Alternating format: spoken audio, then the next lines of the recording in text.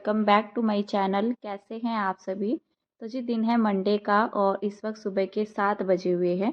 तो यहाँ पर मेरी नाश्ते की तैयारी चल रही है और आज की तैयारी बच्चों के लंच बॉक्स के लिए नहीं है। हस्बैंड को जाना है कहीं बाहर, तो उनके नाश्ते की तैयारी यहाँ पर चल रही है। वैसे तो वो मना कर रहे थे रात में ही कि नहीं उस टाइम पर मत बनाना, तो मैं ऐसे ही निकल जाऊँगा। तो मैंने फिर उनसे टाइम पूछा कि किस टाइम जाना है, तो कहने लगे कि 8 बजे तक जाना है। तो फिर मैंने उनको बोल दिया था कि 8 बजे तक तो आराम से नाश्ता बन जाएगा, क्योंकि जब बच्चे स्कूल जाते हैं 7:30 पौने 8 बजे तक मोक्ष स्कूल जाता है और 7:30 बजे तक मैं उसको नाश्ता दे देती हूँ, तो वो आराम से करके चला जाता है। और वैसे भी जब बच्चे स्कूल जाते हैं तो थोड़ा सा टेंशन भी रहती है कि टाइम से उनको भेजना होता है ना, इसलिए। लेकिन हस्बैंड को ये नहीं था कि टाइम से जाना है, पर उनका टाइम ये था कि किसी के साथ जाना था ना, तो 8 बजे निकलना है, उन्होंने अपनी टाइमिंग सेट कर रखी थी। तो फिर यहाँ पर जो है अगर 5-10 मिनट ऊपर नीचे भी हो जाएगा तो कोई दिक्कत नहीं है। तो यहाँ पर मैंने उनको बोला था कि नाश्ता करके ही जाना, और बच्चों की फरमाइश थी आज आलू के पराठे खाने की।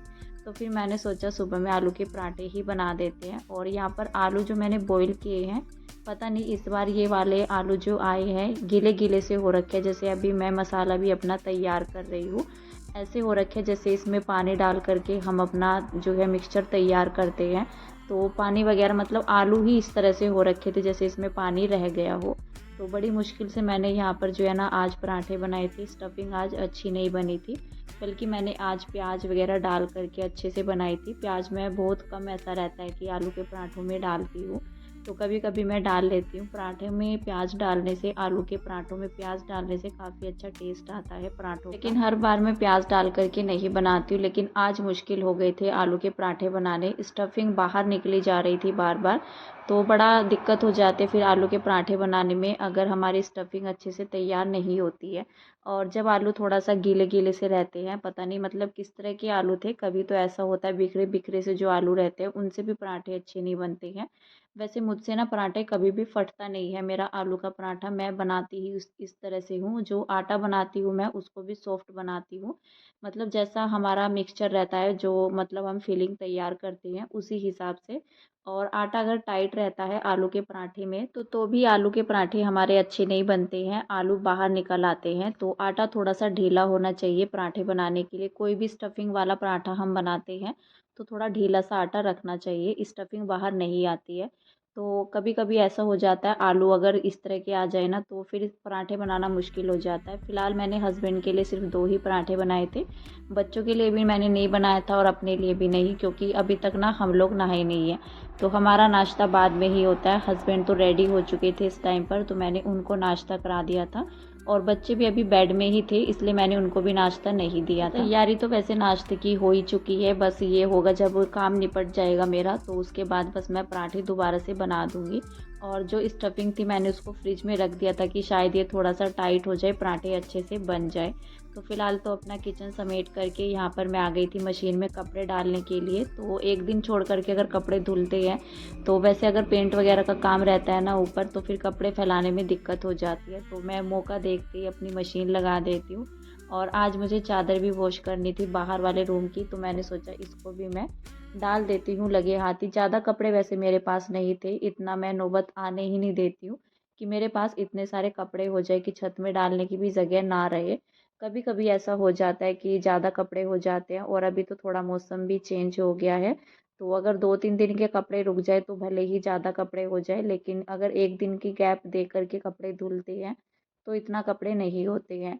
तो फिलहाल जो है बच्चों की ड्रेस वगैरह भी थी, और आज मंडे का दिन है ना, सैटरडे में मोक्ष स्कूल गया था। कल मैंने कपड़े वॉश नहीं किए थे संडे में, तो फिर मैंने सोचा मंडे में मशीन लग जाएगी। और यहाँ पर जो है ना बस अभी हस्बैंड तो चले गए थे, उनके जाने के 10-15 मिनट के बाद मैंने मशीन में कपड़े डाले थे। तो हस्बैंड जो है 8 बजे तक निकल चुके थे, 8:05 तक शायद। और फिर उसके बाद जो है मैंने मशीन लगाई अपनी 10-15 मिनट के बाद ही।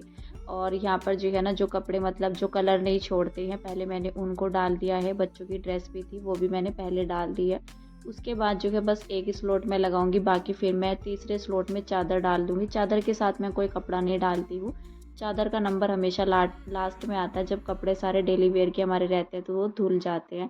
तो डेली वेयर में वैसे इतना राउंड लगाने की ज़रूरत तो रहती नहीं है, तो ज़्यादा से ज़्यादा सिर्फ 2 राउंड में अच्छे से कपड़े मेरे वॉश हो जाते हैं। क्योंकि इतना गंदे नहीं होते हैं। बस गंदे होते हैं तो मोक्ष की ड्रेस होती है गंदी, जैसे वाइट कलर की रहती है या जैसे लाइट कलर की स्काई ब्लू कलर की भी उसकी ड्रेस है, तो वो शर्ट वगैरह गंदी हो जाती है। तो बस ज़्यादातर ना मतलब जैसे मशीन में भी मैं उसको लगाती हूँ, चलाती हूँ, फिर भी मुझे उसकी ड्रेस पर ब्रश लगाना ही होता है। बाकी कपड़ों में ब्रश लगाने की मुझे ज़रूरत पड़ती नहीं है। तो फ़िलहाल यहाँ पर जो है ना, अभी बच्चे भी नीचे उतर चुके थे, क्योंकि मैं यहाँ पर लग गई हूँ अपने कामों पर, ज़्यादा टाइम को वेस्ट ना करते हुए, क्योंकि आज हस्बैंड भी शॉप में नहीं थे और भाई भी आज नहीं आया था, तो मुझे नीचे जा कर के बैठना था। वैसे तो शॉप का एक लड़का आया था, और वैसे अभी तक टाइम हुआ नहीं था शॉप ओपन करने का। 9 बजे तक वो लड़का आता है, बल्कि वो 9:15 तक ही आया था, तो उस टाइम पर हमारी शॉप ओपन हुई थी। फ़िलहाल तो अभी टाइम नहीं हुआ था शॉप ओपन करने का, तो यहाँ पर मैं अपनी क्लीनिंग फटाफट से कर लूँगी। मतलब जब तक नीचे साफ़ सफाई होएगी, ये सब काम होएंगे, तब तक मेरा ऊपर का काम भी निपट जाएगा। इतना मुझे अपना काम जो है ना करना था फटाफट से। मशीन लगानी भी ज़रूरी थी। वैसे मैं मशीन नहीं लगाती, लेकिन ये था कि कपड़े कम हैं तो मैं कपड़े धुल दूँगी, नहीं तो फिर अगले दिन के लिए भी बहुत कपड़े हो जाते हैं।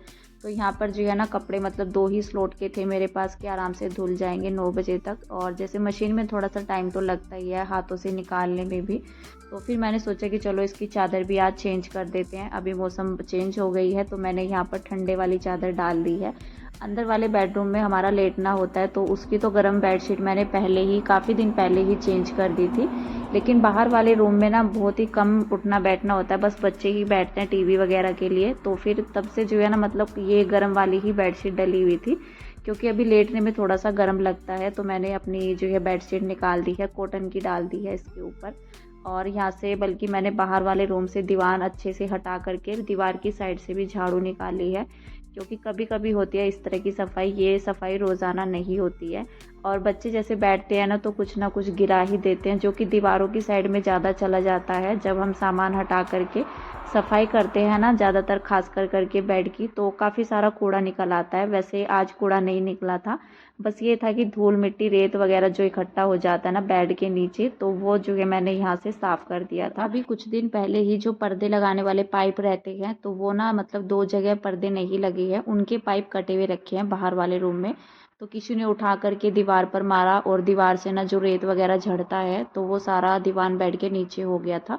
उस दिन वैसे मैंने अगले दिन ही वहाँ पर सफाई की थी, जब मुझे पता चला कि चलो अभी जो है सफाई कर देते हैं।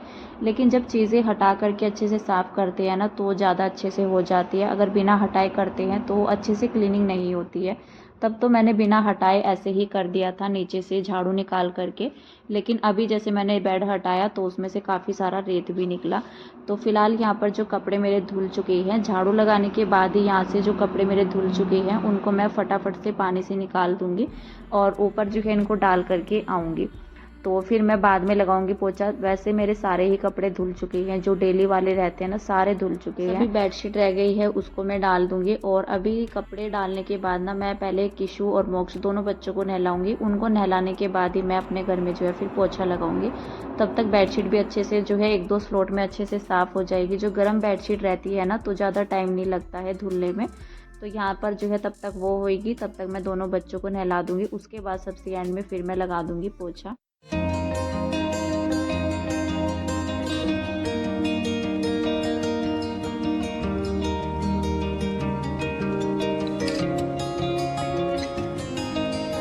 आज मौसम थोड़ा सा ठंडा बना हुआ था, हवा भी चल रखी थी, और साथ ही जो है धूप कभी आ रही थी कभी जा रही थी।